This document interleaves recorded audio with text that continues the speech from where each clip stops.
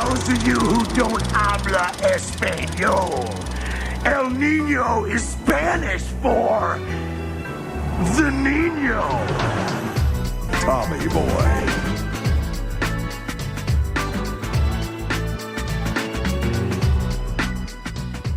Welcome to Roll Credits, a podcast about connections, both in film and in life. I'm Aaron. I'm Mandy.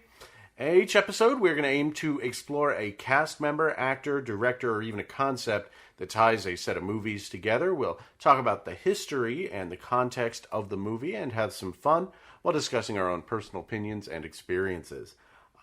Now, this is an Armbar Studios production. For more information on all of our projects, of course, you can visit armbarstudios.com.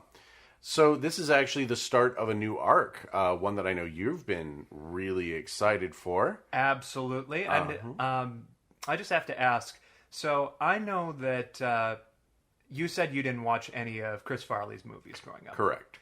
Have you seen any of his SNL work? How familiar are you with Chris Farley? I mean, Wayne's World is one of my favorite movies. I know he appears in that. I've seen him mostly in other films, like never as the main star until recently. But as you surmised, and as you said, this is our new arc, Chris Farley. We're going to be starting with the 1995 film Tommy Boy. A great comedy film with Chris Farley and David Spade that you are intimately familiar with. Travis Touchdown said it best. I watched it until the tape ran out.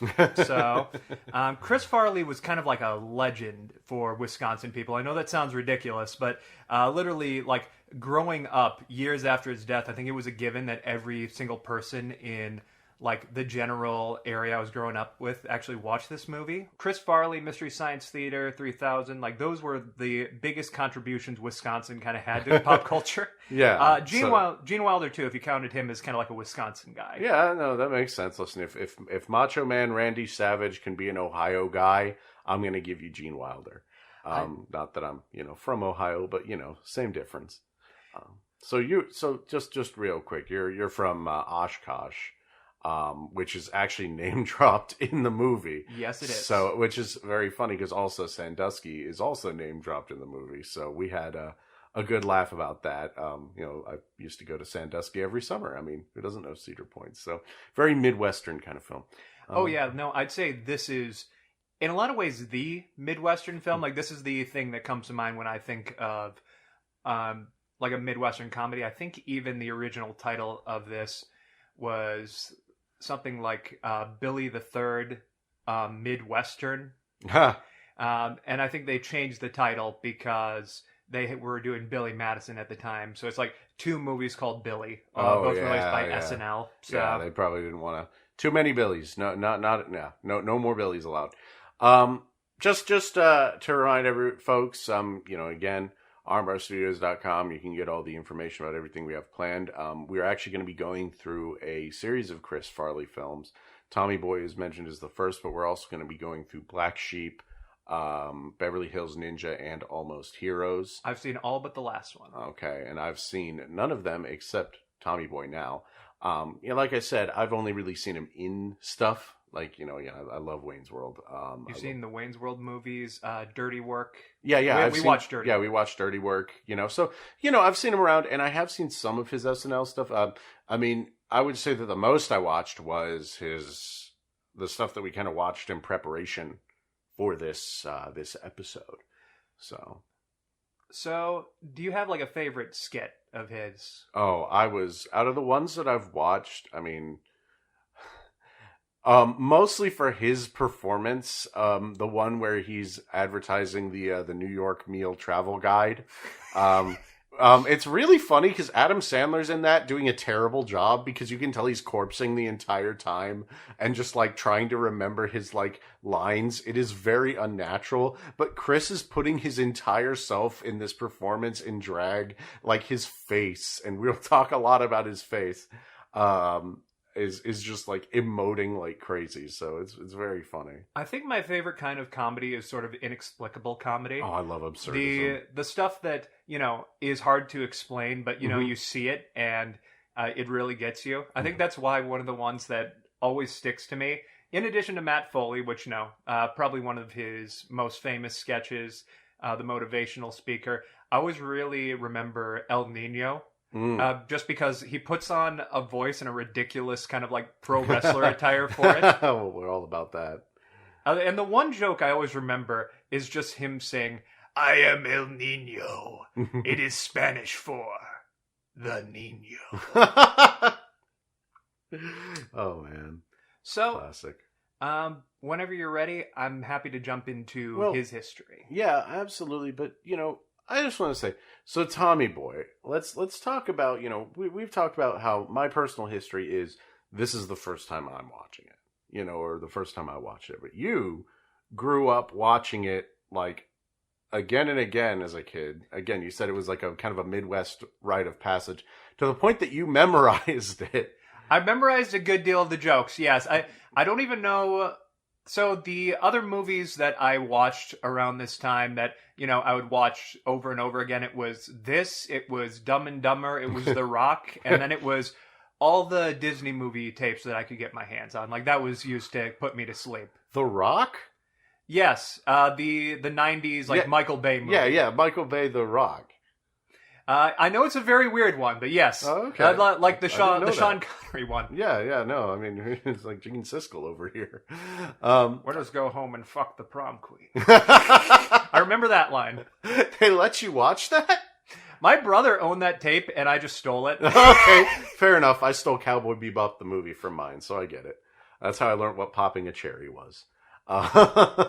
So I mean, it was either that or just watch Titanic and Twister. We had that. Oh, Twister. VHS or DVD? VHS. Oh, it was I'm just talking about specifically first couple of years. I don't think we had a DVD player in the house until the PS2 came about. Yeah, well, again, as always, favorite fun fact, Twister, the very first DVD, which is why Twisters needs to be the very last DVD.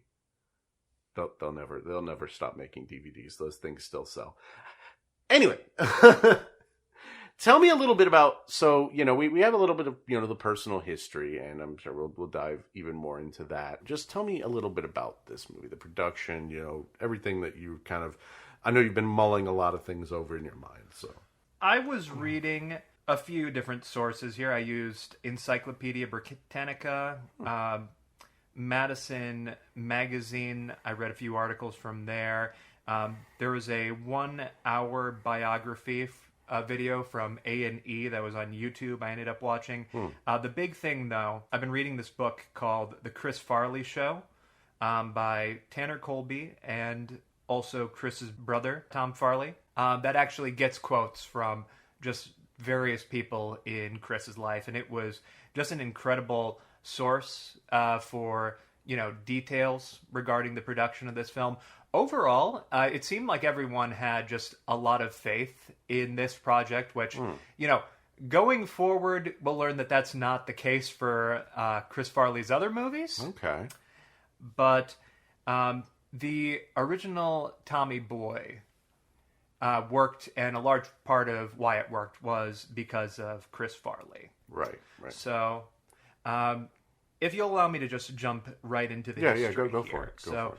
I think this is a great film. I know that, when people die young, the stuff that they leave ends up, you look at that in retrospect, and that kind of elevates some of their material. Like, for example, you have to ask, like, would we be seeing James Dean's work, like, entire filmography as high as we would if it wasn't for the fact that he passed away before he could make even more films. Like, Rebel Without a Cause is a great movie. Oh, it's absolutely amazing. Like, rest of his filmography, the main reason you're watching it is for James Dean. Yeah. Same goes for, like, the Bruce Lee, Heath Ledger, Anton Yelkin, the 27 Club, John Belushi, River Phoenix. I'd love to do, like, a deep dive on, like, pretty much of these all of those. Like, yeah. I would, absolutely, we're going to do Bruce Lee at some point. I love that we're starting with Chris, though, because I don't feel like a lot of people really tell his story, because... Because, I think that, when you're kind of a comedy actor, if you're not in comedy, I mean, especially with, as we'll find out, again, while I've only watched Tommy Boy, knowing that critics were very down on this film, which was a surprise to me learning that. But you know, when you're kind of a comedy actor, I think there's kind of there's sort of a tendency to sort of brush off, you know, your talent and who you were until you do a serious role. Like, look, we both love Eternal Sunshine of the Spotless Mind. Mm-hmm. And a huge reason of that is because, yes, it is pretty novel seeing Jim Carrey, a normally comedic actor, in a very tortured role. But that doesn't mean that he's any less of an actor or as, you know, a talent if he had never done Eternal Sunshine. Exactly. You know, and that's the thing, is that Chris Farley never really got to do an Eternal Sunshine because that's not really, you know, that's not what he was. That's not what he was in. He was in Tommy Boy, and, you know, he was good in Tommy Boy. And we'll talk about this. He almost made, so this is something that I'll probably touch more on when we get to it in future episodes, but very famously, Chris Farley was almost in the movie Shrek. Oh, yeah, very famous. And he was apparently like 5 days away from just fully completing that movie, and will, unless, you know, we have a lot of good luck in the next couple of years, we'll probably never end up seeing that cut. But it is nice to know that, you know, it's still they still have recordings of it. They still have evidence that it happened. Yeah, absolutely. So, let me actually put you on the spot real quickly about one more thing. So, Chris Farley was kind of like a local hero. I'd argue he's kind of like, I feel like he's to the Midwest what Jerry Lewis is to France. And Jerry Lewis isn't even like a French guy, but, you know, Chris Farley is just heavily associated at the time. Yeah. Is there anybody that you would consider like a big hometown hero kind of actor or comedian or anything like that? What, like for where I'm from? Or? Where you're from, yeah. Okay. Because you were born in England. Yeah, I was born in England. I think, Rowan Atkinson, John Cleese, pretty much any of the Monty Python boys, John Barrowman as well. You know, but if we're talking, I think like the Monty Python boys probably were big ones. And even Michael Crawford, if you're of a certain generation, with some others do have them. And just in general, kind of that era of sitcoms, Only Fools and Horses, and then Dad's Army, you know, things that I grew up with that my nan would show me, I think are kind of big ones for that, Yeah, I would say that's the level of Chris's impact specifically in the Midwest and specifically the Wisconsin to Chicago area. Yeah, in pro wrestling terms, you have Jon Moxley for Dayton. You know, it's like Jon Moxley, Chris Hero, and, you know, you have the Dayton boys. So, jumping into this, Chris Farley was born in Madison, Wisconsin. He was the middle child of 5 kids, including future comedians Kevin and John Farley, who started after Chris. Had already gotten his name out doing the same thing that Kevin and John would later on do. All of them, plus their other brothers, Tom Farley, also their dad, they would constantly be watching comedy shows and films, especially movies like Caddyshack and Animal House, which is where Chris's dad and also Chris himself really got to know John Belushi and went to idolize him. So it's you know, it's really fascinating because we watched Tommy Boy on the Blu-ray, where there is a shockingly good amount of supplemental material, including deleted scenes narrated by the director, where they talked about shooting an early scene where, you know, Chris is like running across the college campus, and when they rewatched like that certain scene, they saw that he had a lot of John Belushi in him, which is why they cut the scene. And it's fascinating to me to think that, you know, Chris grew up, you know, idolizing John Belushi and inadvertently taking things from him, when I would say that so many people who came after Chris have really been trying to kind of stand in Chris's shoes. It's kind of crazy that way, but yeah. And there is so many accounts from everybody from, you know, David Spade, Adam Sandler, Lorne Michaels, who I'll get into, but he was the SNL producer and creator. They were all telling him, you know, tone down the John Belushi mannerisms. stop acting like John Belushi. But like nowadays, we don't really see a lot of John Belushi in Chris Farley. We see other people doing Chris Farley. Kevin James, for example. Kevin James has been accused of just kind of taking Chris Farley roles, basically. Right. Interesting. So, Chris was somebody who would always try and make people laugh at a young age. He figured out a lot of his trademarks early on. He was really good with hand gestures. He could go from 0 to 100 in no time flat. Oh, yeah. He was just a very extra kind of guy.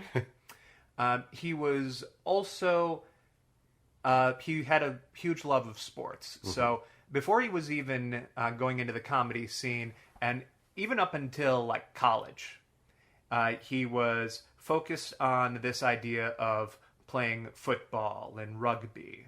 Oh, rugby. Although while he was at the college, he ended up learning about, acting, comedy. He decided that was where he wanted to go. Kind of his calling, his thing that he was, okay. Yeah. There's a couple really good stories, both in the documentary and the book there. Yep. Just to keep a long story short here, he worked hard to eventually get to what's called Second City Theater in Chicago. So initially he was told that he was just trying too hard. He had a lot of energy but didn't really have the humor to back it up. And then the person who really took him under his wing was a guy by the name of Del Close. So Del Close, he trained John Belushi. That was big for him because, he knows a lot about John Belushi. He knows a lot about basically everybody from Animal House. Mm-hmm. But, if you actually look at Del Close's Wikipedia page, he's credited from everybody from John Candy, Bill Murray, Vince Vaughn, a lot of big comedy names. So under him, he ended up joining the touring crew for Second City Theater. Chris was originally slated to be in the extra cast, the lower level cast there, but he ended up joining the main group for Second City Theater very early on because Del ended up really liking him and his material. Basically, both him and Lorne Michaels would be calling him the next John Belushi, and just how quickly he picked up comedy, just how good he was. So it really is fascinating. I had no idea that all these comparisons in so many ways really did follow him, at least his entire early career. Not only was he inspired by John Belushi, he was directly kind of compared to John Belushi and told, okay, you're going to be the next John Belushi. And that's really interesting. I wonder what, you got to wonder what kind of pressure that put on the guy, I mean, if it was even conscious of that. It's hard to tell, but I think maybe that pressure actually helped inspire him. Okay. So looking at it, Chris had a lot of insecurities, which, it's well known. Chris Farley had his demons ever since high school, is what I read is he started drinking in high school and then moved on to harder stuff as he just went on through the times. He used a lot of that stuff probably as crutches also, but he would play up stuff like his weight, topics about himself that he was insecure about for like a cheap laugh sometimes. Yeah, absolutely. What was impressive, the whole transition from like Second City to SNL, what had happened was an SNL talent scout came to Second City Theater because they've been hearing a lot of buzz about this guy, Chris Farley. Mm-hmm. They immediately sent out SNL's creator, Lorne Michaels, to just watch him perform. He got hired pretty much on the spot. And it was such a to-the-moon kind of scenario because he graduated college in 1986, went straight to Chicago, got to the main stage of Chicago's Second City Theater in 1989. 18 months later is when he got hired for SNL. So he got fast-tracked then. Yes, absolutely. It's kind of funny, you know, it's that story of, you know, making it big and, you know, oh, the big record producer's going to be out there watching our little band perform, except it really happened. This man got Josie and the Pussycats. It did. And through the 80s, SNL didn't really have many changes to its cast members.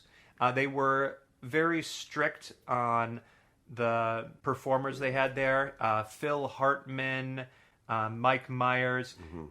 Chris was one of the 2 new cast members in 5 years. Oh.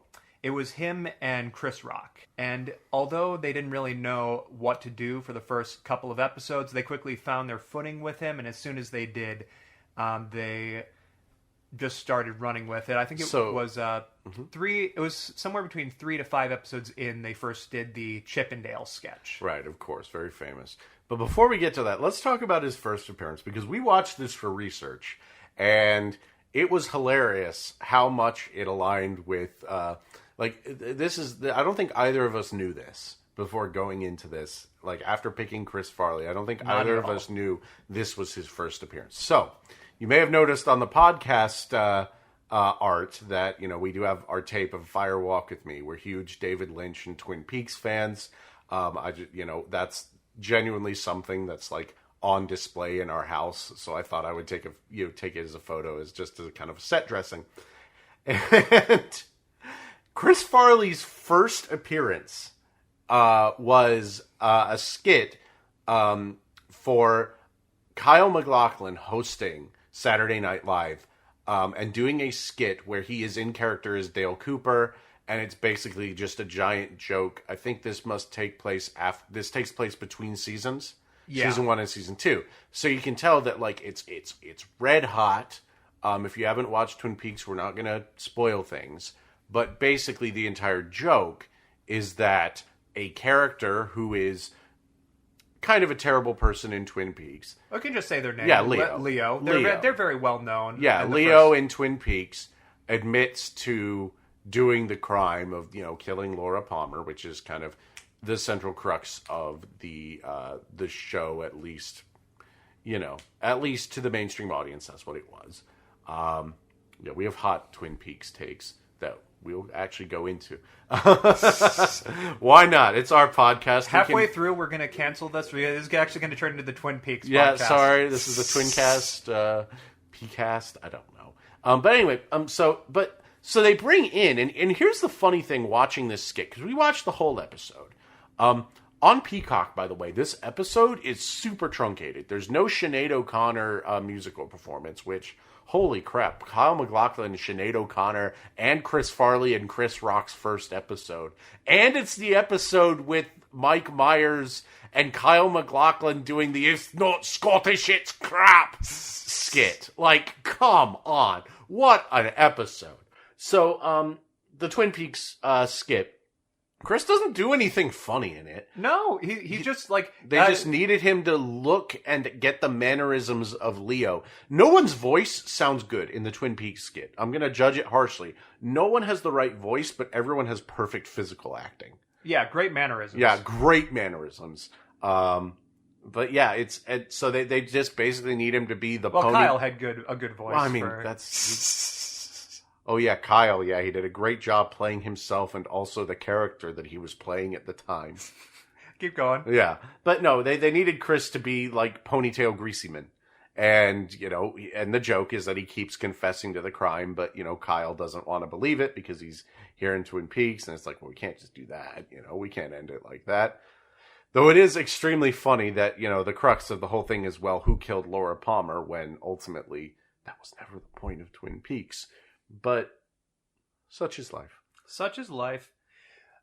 He didn't do a bad job in it, but I do think that over the course of the first season, you could really tell that Chris found his footing, and he found it fast. He was climbing up the ranks as fast as he did in Second City. He was a standout in the run that had Phil Hartman, David Spade, Dana Carvey, Mike Myers, Chris Rock, Adam Sandler. Like, I think that really says it all. Like, even a lot of those names, those who are still with us are still considered like major names. Yeah, today. I mean those are incredible names. Adam Sandler is another guy who got his Eternal Sunshine moment with Uncut Gems, which we're actually going to be watching, I think, next week or so, just for fun. But yeah, no, it's fascinating, like how many of those names, like throughout the years, I've mentioned Wayne's World, Mike Myers and Dana Carvey, one of my favorite movies. Like all these names, like they were huge, huge names, and they're names that have lasted. It's an all-star cast. It really is. And while he was working for SNL is when he became friends with a lot of the people that would later be in the works that he was in. Right. So Adam Sandler, Chris Rock, David Spade, Norm Macdonald. So there were a lot of talents that he became friends with while he was there, but those were, I think, the major ones. Mm-hmm.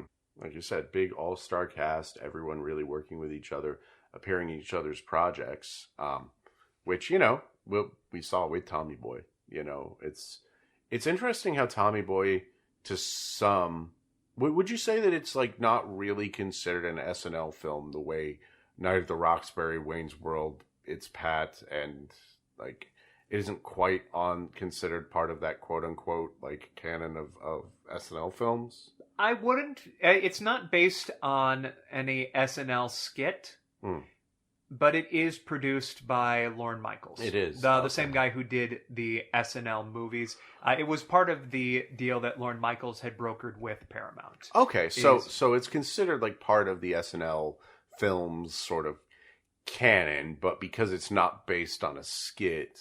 Okay, that makes sense. It's worth mentioning that I think they were looking to move Chris out of SNL by the time that they were filming Tommy Boy. Oh, okay. Yeah. So for whatever reason, there was kind of a nasty hit piece on Chris and Adam that happened right after they wrapped up Tommy Boy by the New York Times.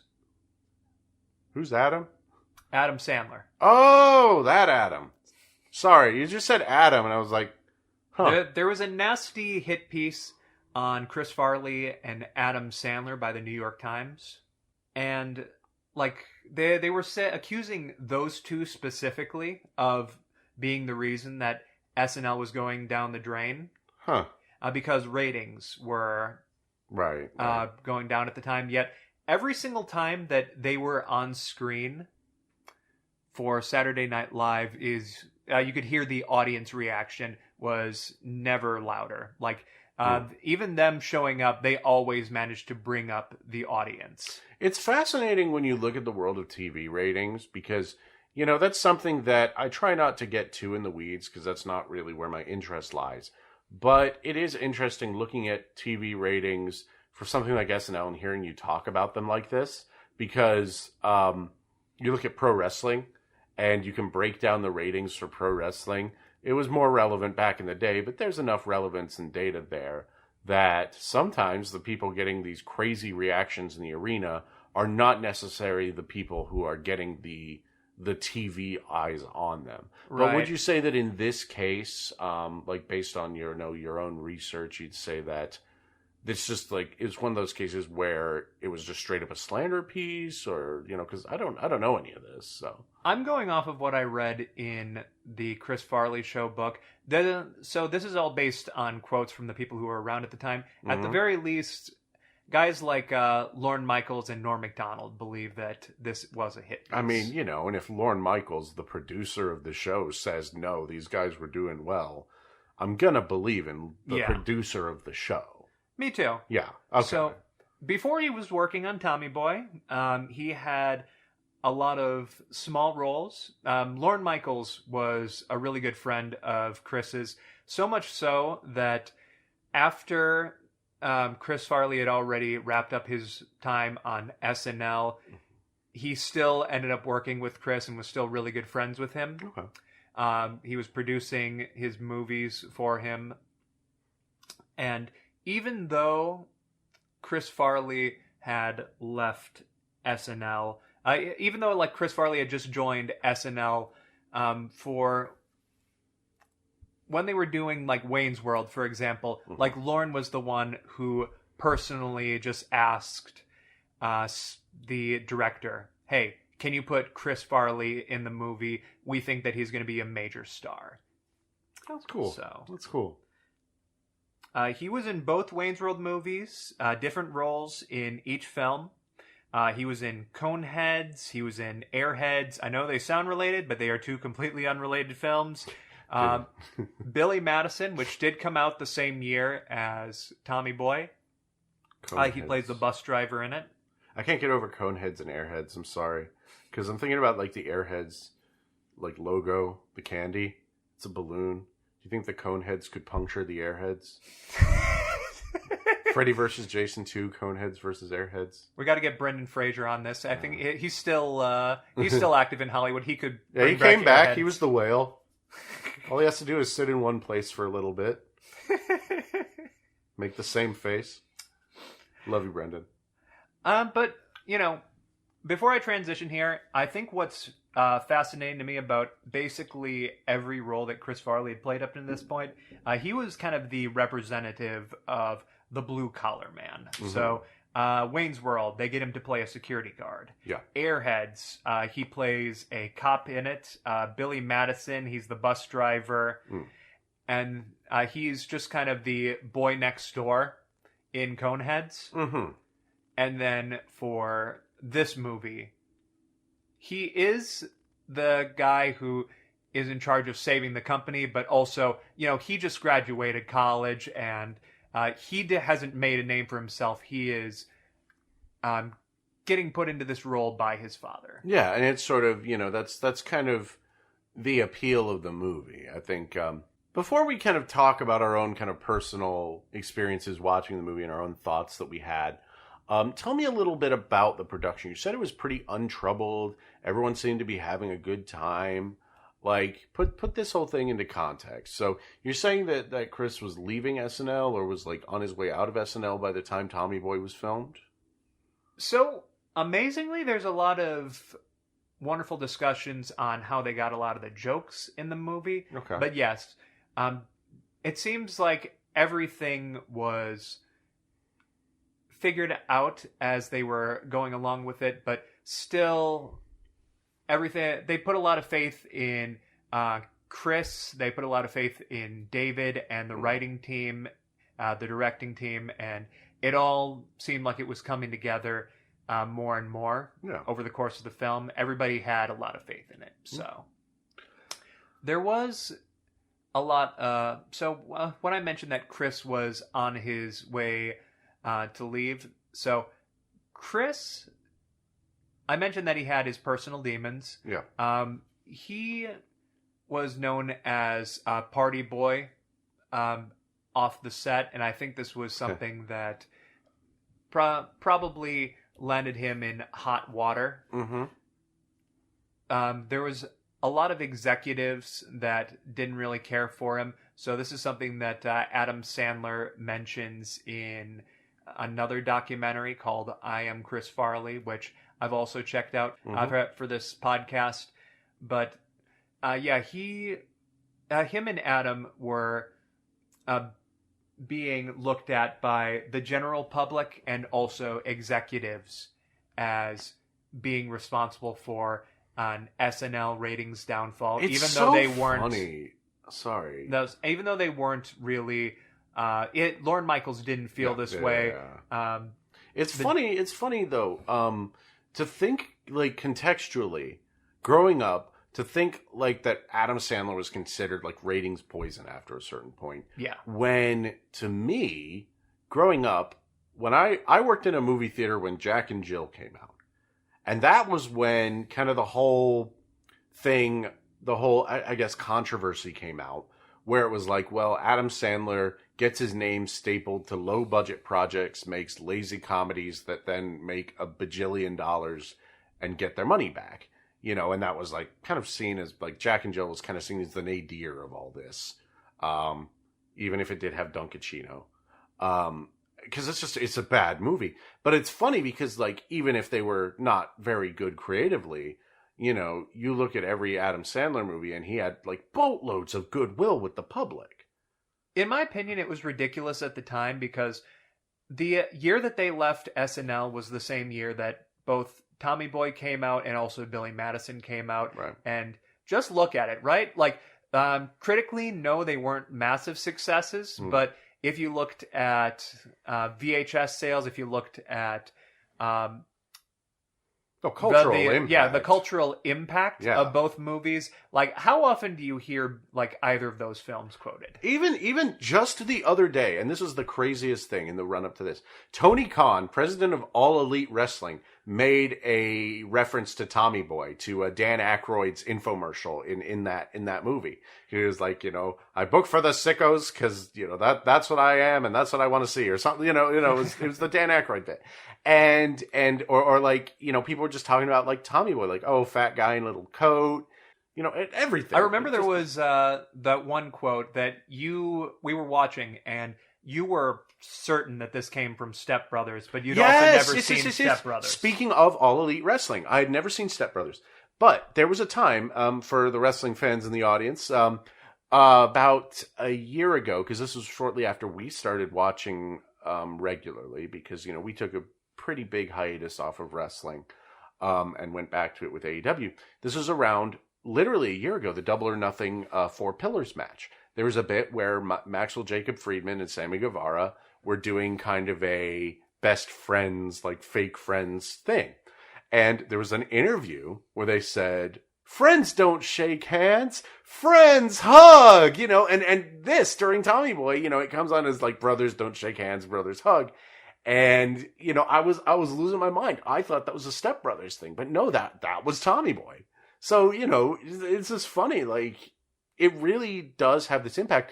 It's fascinating to me. Before we kind of go into our own personal feelings about the movie, I think it's safe to say that we both really enjoyed it. Yes. We're huge Siskel and Ebert fans. Always will be.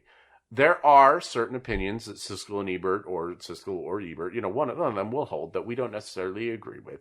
Most of them we can understand why they feel that way. The only one that I vehemently don't get is Hellraiser. Straight up don't get Ebert's hatred of Hellraiser.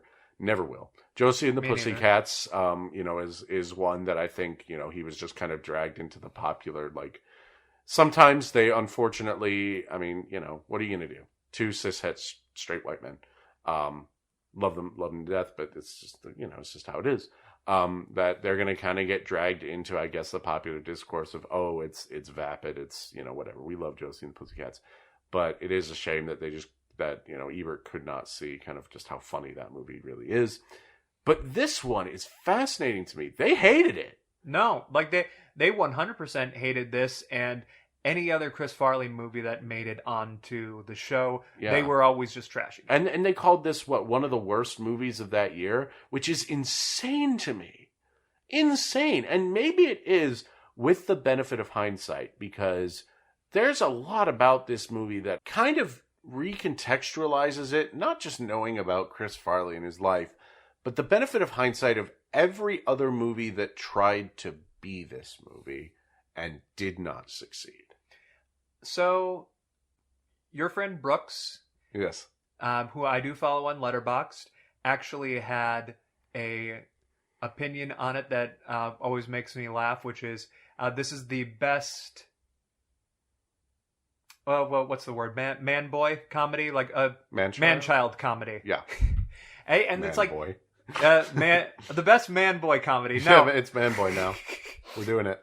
The best man child comedy, and like I get it. I think what does work about the movie Tommy Boy is just, and this is something that I'd love to go into, absolutely, but Chris Farley's character doesn't come off as like an asshole. He's not like Peter Griffin or Homer Simpson. Yeah. Where they do make him out to be like a little clumsy and stupid, but he's so damn charming, and also, you know, you relate to him a lot more emotionally than either of those characters. Absolutely. And this is actually, you know, let's just get into the movie to kind of set the stage. We mentioned we watched this on the Blu-ray, and the Blu-ray has like a great menu Holy shit, I miss DVD menus Yes. so much. Oh my God, so much. So, we're not going to do like we did with See No Evil. We're not going to go blow by blow, beat by beat, because I don't think it's that kind of movie.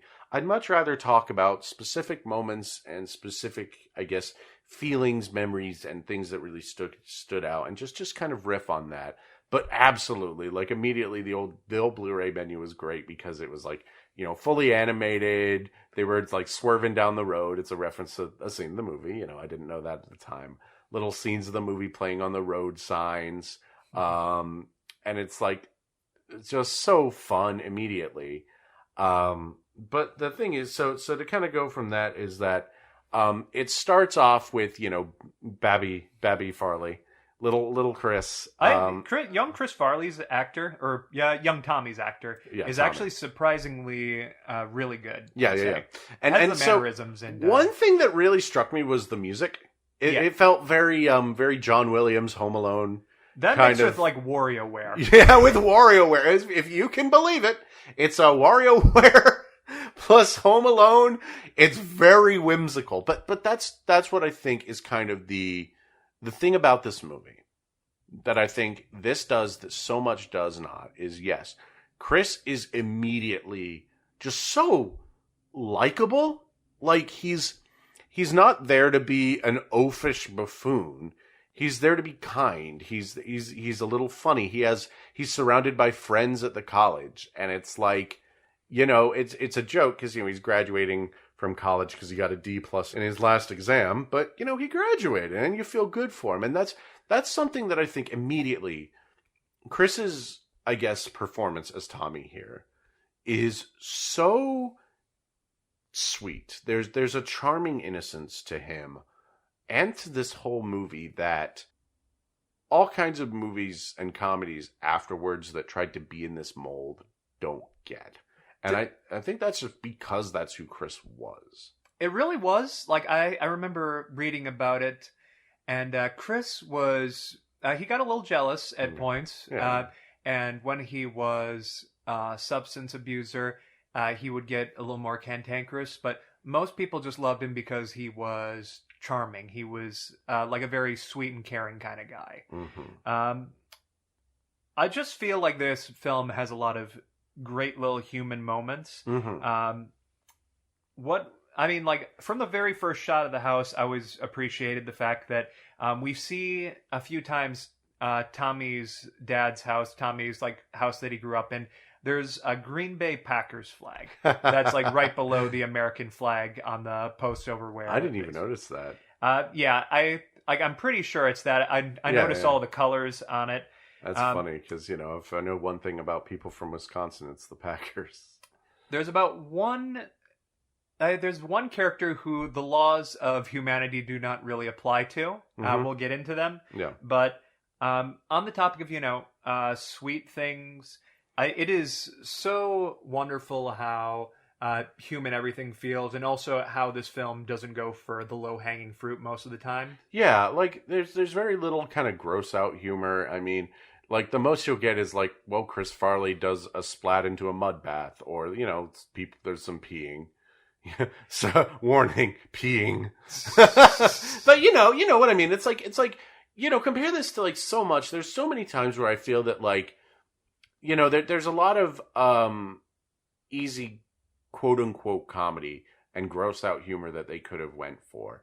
And we just watched Thrust, which was as trauma splattery gross as you can get. We are not prudes. We are not against it. But it's one of those things where I feel that there's so much that's like intentional about this movie that is I was surprised to learn that it was rated PG-13. I'll put it that way. Correct me if I'm wrong. I think one of the examples I have for like low-hanging fruit that they just don't go for, like one of the main characters is named Richard. Was he called Dick throughout the entirety of the movie? I don't know. I don't remember him being called Dick. And like that's the easiest joke. It's they say that in King Ralph. Spotted what? It's like you can make a million jokes with the word dick. The most like cliche 90s joke that I can think of in the entire movie is just when the old lady just goes off about the prostitutes. Yes. But I think that's just kind of a sign of the times. Yeah, and it is pretty funny. It is admittedly, look, it's a classic. It's the big guy named Tiny. Sometimes you need an old lady to say nasty things, and it's funny. And it really pays off because I remember pretty much a majority of the jokes in this movie, and also I can do a lot of them just by memory. Yeah. So like Herbie Hancock. Yes. Is the one that I think about like constantly whenever I have somebody just do a signature for me. Yeah, you're John Hancock. Excuse me, it's Herbie. Yeah. Because I remember, like, as we were watching it, like, I could see kind of the glee in your face as he's like writing Herbie in the blank. Because it's a good little joke. But the one thing that really struck me about Chris's performance in this movie is his physical humor. It's very kind of Buster Keaton, kind of just like he has so many little physical like flailings that he does that are just so funny and charming, very old school, very you actually, and this is something that you brought up, that in this movie, Chris and David Spade, you felt that they were kind of an Abbott and Costello kind of thing. Yes, I did. I wanted to mention Yeah. that. So I think that, this plus also Black Sheep, which came out right afterwards. There's an interesting story with regards to Black Sheep, but had they continued down that road, I really do think it would be interesting to see how the 90s would have tackled another duo of comedians. We didn't really have that afterwards until, I think, Seth Rogen and James Franco. And even then, I would say that we also have Simon Pegg and Nick Frost. That too. Yeah, Yes. yeah, as just sort of these duos, because it's like, yeah, because like you had Laurel and Hardy, you had Abbott and Costello, you had even the Marx Brothers. That was a trio, but still, you had kind of these comedic actors who are kind of known to play off each other, and we could have had something like that. It's fascinating to think how things could have changed here. There's just an effortless charm, I think, to Farley's performance in this movie that I think really strikes. Like even when he's kind of there's an early scene where he's trying to sell his the brake pads, because that's kind of the inciting incident, is that the plant will get shut down if they don't sell a certain amount of brake pads after his father passes, and so he takes it on himself, which again is kind of a discussion of like what the character is of just sort of like taking this on himself and doing his own thing. He's doing kind of a bad job of selling, because he's like destroying the guy's models, doing kind of like an exaggerated kind of comedy like child bit of like, oh man, this could happen to you, and yet as he's doing this, he still has kind of that charm and that energy. One thing that the director mentioned is that he wanted to get all of Chris Farley's best qualities when he did his SNL sketches on film. Okay. So there was a part very early on where Chris Farley just takes too much at the college party right before he's about to move on, and then he falls right through the table. He does a perfect table bump. And I immediately thought, oh my God, that's the Matt Foley sketch from SNL. Oh. He does this exact bit where he just gets way too hyper about everything and just completely falls through like a table, and then like they just continue on with the rest of the sketch. It's kind of like Ric Flair elbow dropping his suit jacket in the Jay Lethal TNA segment. It's hilarious, yeah, and that's like that is one of his comedic specialties. That his ability to go from like 0 to 100. Yeah. The just crazy gestures, his different character voices that he does. I love the way he says lines. Just kills me. The way that he can just like go from kind of sounding like this to kind of sounding like this, just like, I can do almost the entirety of the other guy's brake pads bit, but at the same time, I don't feel like I could do it to the same degree as Chris does, because he was just absolutely incredible at it. Yeah, and that's the funny thing, is that you can quote so much. Can I tell the story? Tell me. Go for it. Didn't you get in trouble in like elementary school for quoting some Chris Farley bits and like worrying the teachers? They thought that there was some line, I can't remember exactly Probably where the it was bees from. Yeah, I think it was like the bees quote. I ended up getting the teachers worried because they thought that I was like hearing voices or just like or seeing like illusions or something, and then like my dad was just like dying laughing like no, that's a joke from the movie Tommy Boy. And you think they would know this? Everybody in Wisconsin should have seen it. Come on, man. The one person in Wisconsin who hasn't seen Tommy Boy, and it was your preschool teacher. Way to go, jerks! Come on. Can I just I want to move on real quickly because I want to talk about the rest of the cast. Yeah, in this absolutely. Movie Please real do. quickly.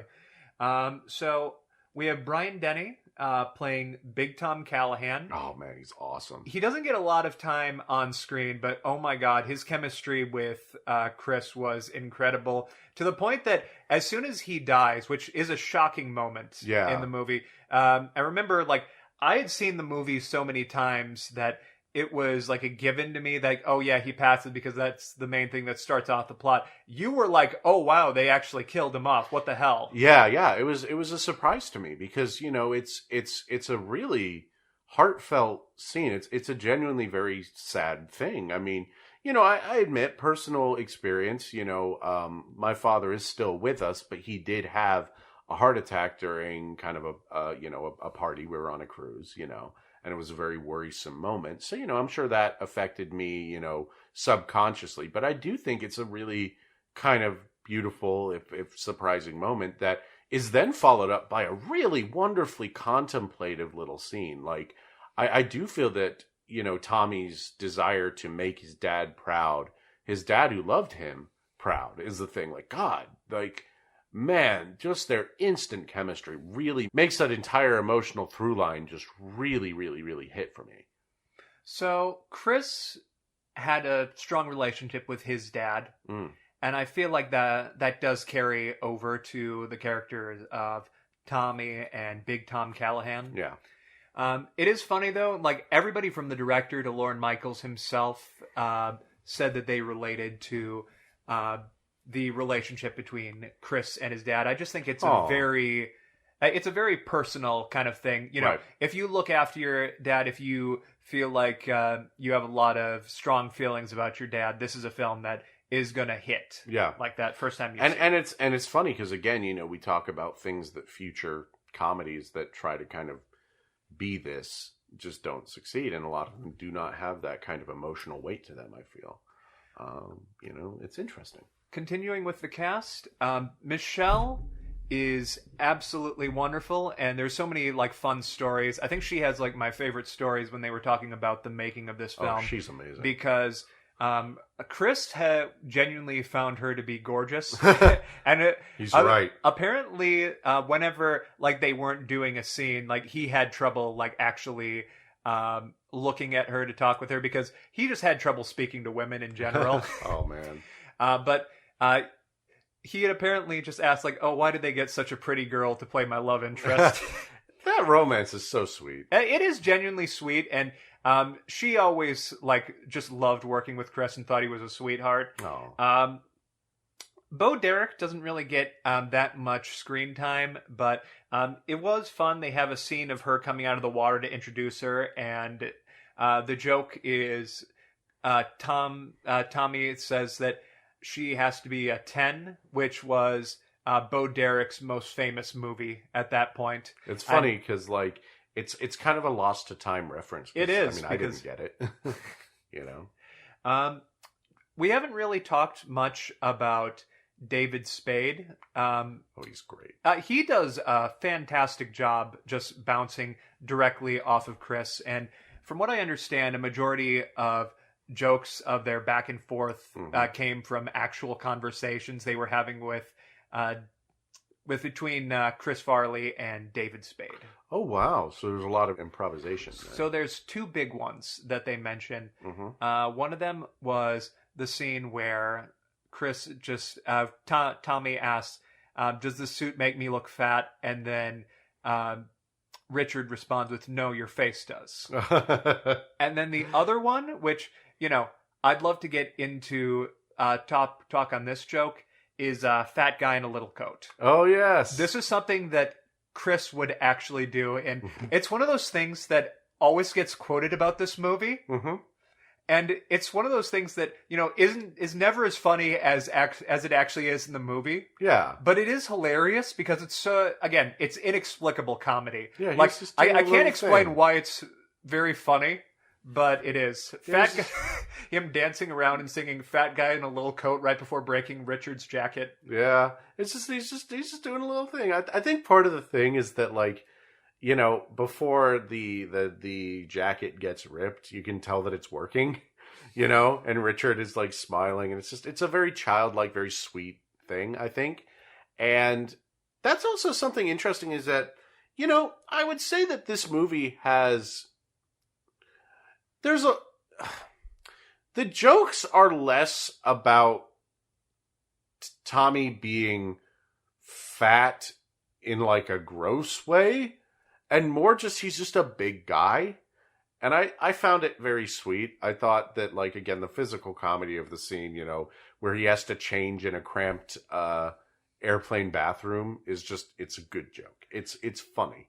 Chris got tired of a lot of the jokes which he described as fatty fall down by the end of SNL, but I feel like what works for this movie, I feel like your sympathy is pretty much always with Tommy. Exactly. I don't feel that. I think that's the big thing is that I get it. I think that, fat jokes are very lazy, often, very rarely funny, kind of hurtful in a lot of ways. But this is a movie where, you're I don't feel like they went for like the he's fat as a joke, other than just other people calling him fat. Yeah, it's like the joke isn't, haha, he is fat, that is funny, please laugh. The joke is like, man, these airplane bathrooms are really small, huh? Or like the joke is not, oh, he's eating M&Ms, fat, please laugh. It's, if you swerve then all the M&Ms are going to fall in the vents. And that's funny because they're little M&Ms and they're just going everywhere. That was such a good scene because, like, looking back at it, I'm like, oh my God, he's eating a giant thing of M&Ms. Yeah, it's a really big thing of M&Ms. Like, I think you have to go to, like, Menards or something Costco to get that size, M&Ms. to get that size of M&Ms nowadays. Sam's Club, yeah. One more big actor here. Okay. To Dan Aykroyd, I'm just going to quick go over him. He doesn't really get a lot of time, but he does a great job. Just very straightforward kind of role, though, for him, I'd say. Oh, man, but he was born to play it. Absolutely fantastic. Like, I can't imagine anybody but Aykroyd. But I really want to talk. Hair. I really want to talk about Rob Lowe. Yes. He was absolutely a standout. I can see why this was, I think, maybe his biggest film at the time. He was in Wayne's World. He was the TV executive in Wayne's World who gets the show and gives it to Noah's Arcade. Okay. I'd actually forgot that was him playing the role. Mm-hmm. He does such a great job in this movie, though, and I love his scenes because they almost feel like they're they're in a different reality. Yeah, from where he's at. Like sorry, you're absolutely right. It is really funny comparing like his role as the villain in this versus his role as the villain in Wayne's World. In Wayne's World, he fits perfectly in with the movie's whole deal because he's just a corrupt TV official who's kind of sleazy, but very professional. But he fits with the rest of the cast. Whereas in this movie, he's in a completely different movie playing the leather jacket bad boy, which is not a role I'm used to seeing from Rob Lowe. The director referred to his scenes when he's actually being a villain as being Wile E. Coyote, which you can actually see both in some of the director's The ones that got cut out in the deleted scenes, because there's one where he falls off an entire water tower and manages to survive. But even in the final cut of the movie, there's scenes like he doesn't look where he's peeing when he goes to take a leak behind Carnival and ends up peeing on a power circuit and then just gets sent back several feet. Yeah, he takes pratfalls, which is kind of fun because, I've seen Rob Lowe in several things, of course. So yeah, Rob was Chris in Parks and Recreation, which is, a very serious role. In fact, there's even a scene in it where he kind of breaks his sort of cheerful facade that made me really cry the first time I watched it, where he kind of explains why he lives his life the way he does.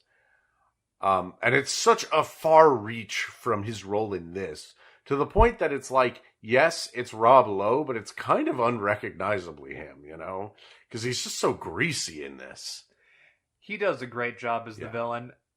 I almost want to see him do more roles like that, but I don't think he's done... I'd have to look into it. I don't think I've seen many films for him after Parks and Rec. I don't know if he is winding down his career or anything like that. So... do you want to hear take number 1 of my hot takes? Hit me. 1, I think Tommy is Ichiban Casca coated. Okay, yeah. I mean, hey, listen, I'm here for it. Come on, hit me. So not many people would actually get this premise, but this is basically like a Yakuza plot, right? So there's criminal villains who are trying to bring down this big business that there's a lot of emotional connection with Tommy. And it's also very with the community. This is one thing I want to point out. What I loved about watching this movie was, 100% it's the Midwest. I've been in Ohio long enough to be as soon as they got the long shot of them driving past a bunch of corn. I can't believe they mentioned Cuyahoga Falls. Yeah, Cuyahoga mentioned. Cuyahoga, Sandusky, Oshkosh. What is this, an atmosphere song? I feel like it's kind of like those things, how modern day movies, if they didn't mention Google and tried to call it a different name, you wouldn't take it seriously. Yeah. It's nice to have all these familiar Midwest locations. It's not... I feel like most of the time whenever you hear a movie is being made, it's always, this movie takes place in San Antonio, or it takes place in just generic place in Texas, California. It's always one of the 5 major cities. Yeah. But anyway, so yes, we have okay, I'm picking up what you're putting down here. We have the big criminal enterprise trying to take down the business that has both a personal connection to Tommy and also the community. And then you have the lovable guy. He is not always the smartest, but, you love him to death, and he has such a strong relationship with his friends, his party mates. Yes, his party. So, if we were doing like a Dragon Tommy Boy, Like a Dragon Midwest Adventure, then the party would be, Ichiban, and then you have the love interest, and then you have, the right-hand man. Okay. I think the secret party member would be Dan Aykroyd. I love it. I'm just imagining a dramatic version of this, done with the big sweeping shots of Masumi Arakawa and the the Peking duck. Tommy and Big Tom having a meal of Peking duck together. If we have time, one thing I want to do to promote this episode, we need to have a picture of Chris Farley in his SNL skits. And it's just a picture of him as El Nino, and just we have the Yakuza font El Nino. or we have Dan Aykroyd's character here. Oh God, what was Dan Aykroyd? He's the auto parts king. Yeah, the auto parts king. Yeah, I get what you're doing. I'm picking up what you're putting down. I will Photoshop that for you. Thank you. So what's your other hot take? I think if that's too much of if that's too specific of a reference, then for the average person, I would say this is a Naruto and Sasuke film. The dynamic between Chris and David Spade is just basically Naruto and Sasuke. The guy who's always trained to be a ninja, kind of a head-ass guy, but knows his shit, and who's inexplicably stuck with the guy who's considered sort of the idiot. Mm-hmm. But also is one of the most likable and well-meaning guys in the entire village, in the entire business. So, I want to talk a little bit about that too, is that something I really appreciated about this movie is kind of this contrast there is between, Rob Lowe as the villain and Tommy, and how he always wanted a brother. And throughout his kind of travels with David Spade's character, they do eventually get that brotherhood, but it's never like immediately, it's not like a lesser movie would have just been like, oh, look, they're brothers. It would have like pointed it out for you. Whereas this, you just get to kind of the fight on the highway and you kind of understand their sibling relationship, like what kind of grew from there in kind of their, their bond that they kind of developed. To the point that before I watched this movie, I didn't realize that they were just coworkers. Because like, I think I had seen, the only scene I had seen before we watched this movie was Tommy Boy was on EMN. I added it for you because I knew you'd love it, or you loved it, but I had not seen it. And I did briefly catch one scene, which was the gas station scene, where, David Spade's in the gas station arguing over the map. All the while, Chris is struggling to pump the gas into the car. And eventually, it gets to the bit where he rips the car door off. And, oh my God, the comic timing on David Spade pulling the car door off and Tommy just going like, "What did you do?" It just, oh my God, just slayed me. It was so funny. The comic timing. Joke after joke.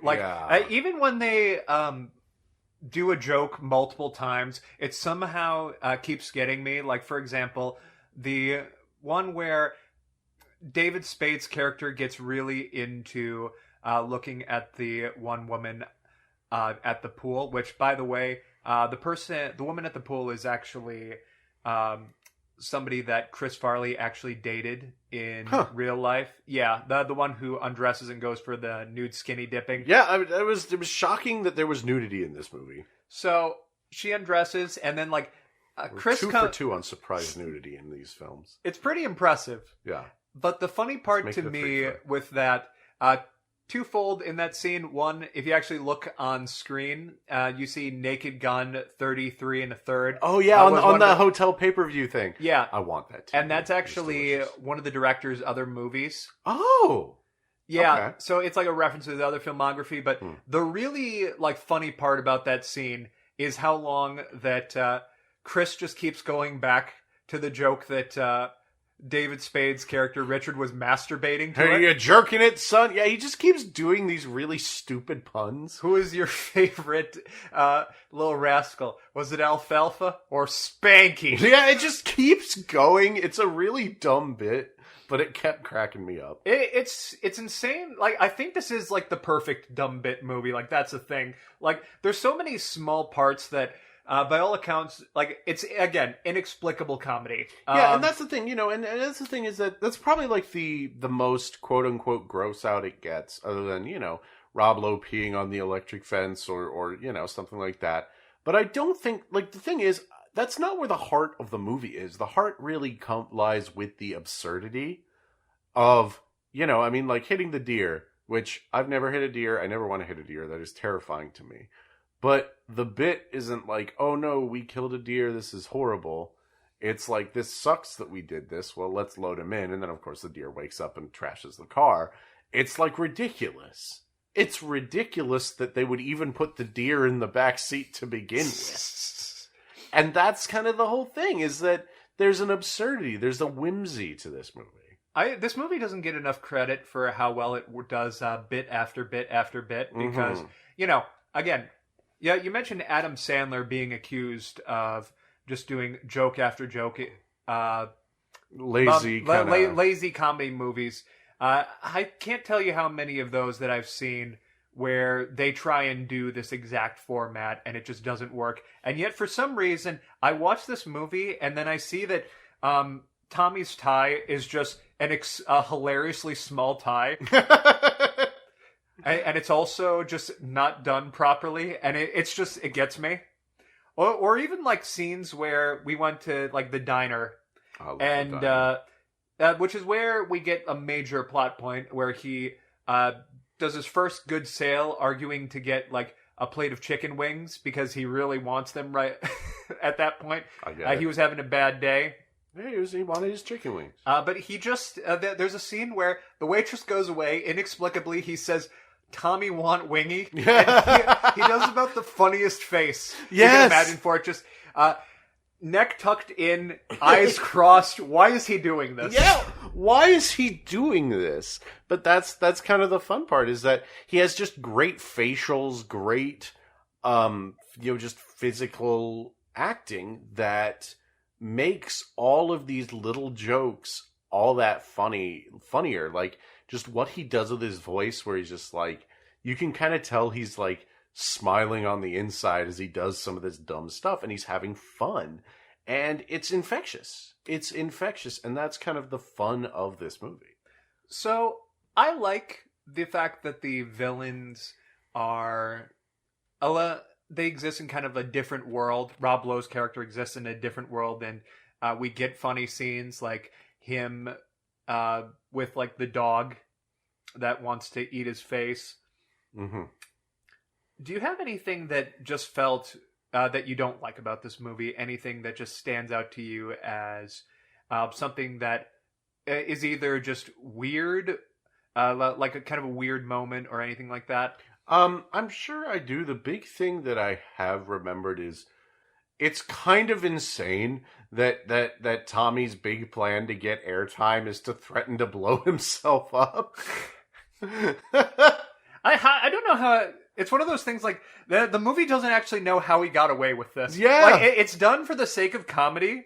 Again, it's one of those things where the most I can really say are like nitpicks. Yeah, like there's multiple scenes where we get a look into Big Tom Callahan's house. Yeah, and as a kid, I'm like, oh yeah, of course he has this house. He owns his own company. And then we learn that Callahan Auto is about 300 workers. Yeah. And it's just kind of this small thing. And it's like, I get that this was the 90s and things were a little different, but I was like, how the hell do you afford this house? Yeah. Definitely. I also feel like the other nitpick I guess I could maybe give is sponsorship seems a little more obvious now that I'm watching it, but also it's Dunkin' Donuts shows up more than a few times. Dunkin' Donuts, that's right. I can't hate this movie because I fucking love Power Rangers 2017. Yeah, I was gonna say that. Listen, we just find the product placement in Power Rangers 2017 to be funny. Why would I hate them doing this for Dunkin'? You know, it's like, look, sometimes you're just gonna have to deal with that. I mean, look at King of Comedy. King of Comedy, another great movie. That's full of like Diet Pepsi, I think is what it was. Like just constant Pepsi machines in the background. And that's a Scorsese film, you know. It's like none of these things are, you know, if this is what it took to get the movie made, fair play. You know, we can't all be the product placement scene from the aforementioned Wayne's World, you know. Other nitpick, but or not really. Josie. But not really. Yeah. Why all the characters in the movie are right? Why is Zelensky's hair like that? No, it's so tall. His forehead. Bart Simpson looking ass. Yeah, his forehead's so tall, man. Undertaker ass forehead. Undertaker Rey Mysterio forehead. That's a bit that one person will get. Exactly one person. Exactly one person. By the way, this is the second movie in a row that we've watched for this podcast. We are 2 for 2 in surprise nudity, but we are also 2 for 2 in characters being convicted of computer fraud. So we're on a roll. Let's get a 3-fer. Okay. Well, Black Sheep, you have a lot to live up to. There's a lot you got to do here. Also, Can we talk about the Danganronpa execution? Oh my god. How they get rid of Rob Lowe. Jeez. So Rob Lowe running away, going on the crash test dummy Yeah, car. the crash test dummy thing they set up. I legitimately, even though I've seen this movie multiple times, there was a brief moment where, like, fuck, does Rob Lowe die and I just forgot about this? You could, like, dub the music. The Wile E. Coyote comparisons are making so much more sense with this scene. And then, no, but, like, he doesn't die, but he gets launched into the weight room. The weight room, which destroys his nuts. Yeah, like just... Okay. The nut shot is probably the other, like, low-hanging fruit. Literally a low-hanging fruit. Yeah, literally. It is the most basic, like, man getting hit by football style physical comedy joke. But dang it, they earn it. To be fair, you really want to see him get punished. Yeah. But at the same time, it feels like they set that up with the intention for him to die, and then they stopped and were like, this is all dark. Too mean. Let's just have him get, like, hit in the nuts. Yeah, and convicted of computer fraud. They didn't even, like, punish Bo Derek's character. Yeah, doesn't she get away with it? Like, she gets away with it. Like, Zelensky's like, hey, Dad, do you want to go for a date after this? And she's like, sure. And, like, that's it. Yeah. The other day, someone was trying to find a movie where they claimed that, there was this couple where the woman was like, well, he seduced me, and that's how she got away with her big scheme. Was it this movie? I don't think so. Yeah, I don't think so. I think she just gets away with it. That's all there is to it. Zelensky just takes her away, and it's like, well, Rob Lowe got hit in the nuts, so. I think it helps that in the final cut, Bo Derek doesn't really do much. It feels, in a lot of ways, like this is Rob Lowe's plan, and he's kind of dragged Bo Derek into it. But even though they are both con artists. Yeah. They're con artists. She did marry him, but it's not like she killed him. It's not like she killed Big Tom. It's not like, technically, Rob Lowe was the one kind of doing the whole scheme, doing the computer hacking. Sexism probably plays a part in it, but Yeah, it's from 1995. What are you gonna do? This thing's like, it's 20 years old by now. Well, it's 19. 19 years old by now. What are you gonna do? If you had watched the original deleted scenes, you mentioned, and this was insane to me. Yeah, it has like deleted scenes. It has alternate takes. It has extended scenes. There's an amazing one. Let me just sell y'all. If you like this movie, let me sell you on getting the Blu-ray. There's a scene. The scene where Tommy is like accidentally turns on the hook machine at the beginning while there's the conversation going on. There's an alternate scene where it's shot from the perspective of like the three guys having the conversation, where you just see Tommy or Chris, doing the ducking and dodging across all the hooks just in the background. And it is just as funny as it is in the movie, if not funnier. The other one that I really liked, this probably would have set the villains too over the top. Mm-hmm. But I also think it was maybe the biggest scene that earned Rob Lowe's character his punishment at the end. Yeah.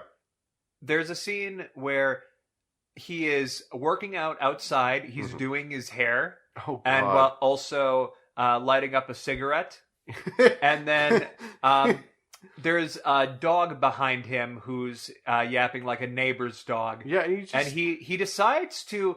this isn't shown on screen, but you hear the dog yapping, and then you see him use a combination of the hairspray and also a lighter, and then you hear the dog just whimper. That's how basically the implication. He sets a dog on fire, and apparently, according to the director, the only reason they didn't include it was because they couldn't get the effect to look right, which probably for the best. Again, it's one of those things where tonally it's a little off, but it's also so outrageous that I can totally see it being funny in its own crazy way. But, yeah, does the dog die? Only in the Blu-ray. Good job. But yeah, so, God, you mentioned that the heart, that there's just a lot of heart in this movie and how Chris plays everything. I think if I was to, wrap this film up, there was so many, like, great jokes that are in this movie. Again, like if you wanted me to, I could probably tell you about like at least 15 moments in this movie that just absolutely kill me, and I can quote them endlessly. Mm-hmm. But I think one thing that really impressed me looking back on this is it kind of has like a gothic quality and a very weird way, or like a fantastical kind of quality. Yeah. In how it approaches the topic of death. They treat it very seriously. They don't make compare this to... I hate to rag on Chris's good friend Adam Sandler here, but the film Paul Blart 2 makes a joke out of the fact that Paul Blart's mom just dies in the second movie very early on. Yeah. And it's like, this is the one person that Paul Blart is like close with. Compare that to how they treat the death in Tommy Boy, and holy hell, like there's nobody laughing when Big Tom passes out at the wedding. It's like you said, it was a really surprising, very tender scene, and the transition from how it goes from the wedding to the funeral is genuinely awesome. Like, what a great transition between those two moments. And that's the big thing, and that is why I think in the end they didn't kill Rob Lowe's character, because I feel that this is a movie where death is impactful. You know, even with all the pratfalls and goofy injuries and whatever, death is impactful. It's like it would undercut their own emotional center if they were to just cheaply kill off, you know, a dog or Rob Lowe or whoever, you know, or even the deer. Even the deer, like, you know, the deer doesn't die. Even the deer doesn't die. Yeah, I know. And it's like, okay. You know, the deer becomes king of the car. And, okay, one last thing. Oh my God, the bees scene. I think that was the scene that I laughed the hardest at, was just the scene where they go on this huge highway chase. The cops follow them, try and accuse them of drunk driving. And Tommy's just like, I got this. Jumps out of the car and starts screaming about bees just flailing everywhere. Your firearms will do nothing against them. And the cops are just like, I'm allergic to bees. Me too. We'll come back for you. That bit. We'll come back for you. And then they just drive off. Slayed me. Oh my God. But that's the kind of the humor and at the very end, you know, you get kind of just Tommy alone in his boat, you know, or Tommy with, his girlfriend, just talking to the spirit of his father, saying, you know, hey, I'm kind of stuck here at the bay. Can you send a wind? And he does. And that to me is kind of, I guess, kind of the crux of the film is just, there's a lot about familial relationships, both blood, family, and not quite, with Tommy and David Spade's character and how they interact. You know, their kind of brotherly bond. You have Tommy and his father, and I think that's the thing, is that this is a movie. Even Tommy and the workers at the plant. You know, this is a community movie. And that's what why I do think it feels very Midwest. Not just because it's set in the Midwest, but here's the thing that I've noticed about, living in Ohio for as long as I have. I mean, I moved here in 2009, shortly after my nan passed. And I like it here. And a big thing that I've noticed is there really is kind of a camaraderie about people, about the Midwest, about people who live here, because I think that in a lot of ways we're kind of very fiercely defensive of, a lot of things about our community and about where we live in a very tight-knit way. And that is something I really did appreciate about this movie, is that it feels like it's a movie that says it's set in the Midwest, it says it's set in Sandusky, and it feels like it's set in Sandusky. Now they don't drive down the big road where we stay whenever we go to Colossal Con, and there's no anime convention / motorcycle convention happening, and they don't go to Cedar Point, but they feel like they are part of this kind of the small Ohio town that they say they are, where there's like the one plant, everyone kind of knows each other, works, in this plant. That was kind of us with, we for a while worked at a call center where it was that kind of like everyone's just struggling to make it, but we have each other. And that's kind of the feeling of this entire movie, is that it's a movie where it's a bunch of people kind of coming, just struggling to get by day, and, you know, making it. And it's very Midwest in that manner. It is so unbelievably sweet. I think it is... so Rob Lowe, I think, described this as the best film for 15-year-old boys ever made. But, you know, this film is just, to me, one of the most iconic parts of my youth. And even, you know, rewatching it, I still have a lot of fondness for basically everything. And I think even though critics themselves didn't really know what they had at the time, people, generations afterwards, plus, again, Midwesterners did know, which is why when they were making Shrek, I remember there's one thing that's specifically mentioned on the A&E Chris Farley documentary, which was the dynamic between Chris Farley and David Spade in Tommy Boy is what shaped the dynamic between Shrek and Donkey in Shrek. And hearing that, you completely understand it. The roles are a little reversed, but you understand, okay, so you have one who is kind of the klutz, kind of the guy who is messing things up and always gets on the other one's nerves, and the other one is very much kind of the loner, doesn't really want to be with this guy doing this one big journey. And I think you especially see that in the scene like when David Spade and Chris Farley's character stop and they have that fight right outside of the one dinosaur exhibit. Yes, I love the tourist trap. I mean, I will always love, like, talk about, you know, Midwest road trip, like tourist traps everywhere. I love it. That has some of my favorite banter in the entire film between them. But the heart in the movie, still fantastic. Character dynamics are still great. Humor is still great. We haven't really talked about it much, but the soundtrack is great. So much so that there's even scenes where they're literally just singing it, which is straight out of Wayne's World. Oh, yeah. But still manages to be funny. Yeah, them forgetting the words to End of the World as We Know It got a big laugh from me. That got a big laugh. Like, as soon as the verse hit, they could do the chorus, but the verses, they just kind of peter off. Yeah, that got a big laugh from me. I feel like I'll have to revisit the other two films and see Almost Heroes for myself.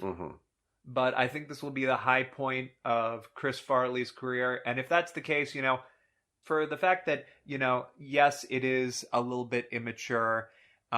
This is a movie that I have a lot of attachment to, and because of that, it is super nostalgic for me. Yeah, and I really enjoyed it as this first watch myself. So this is one of my favorite movies of all time, and that's why.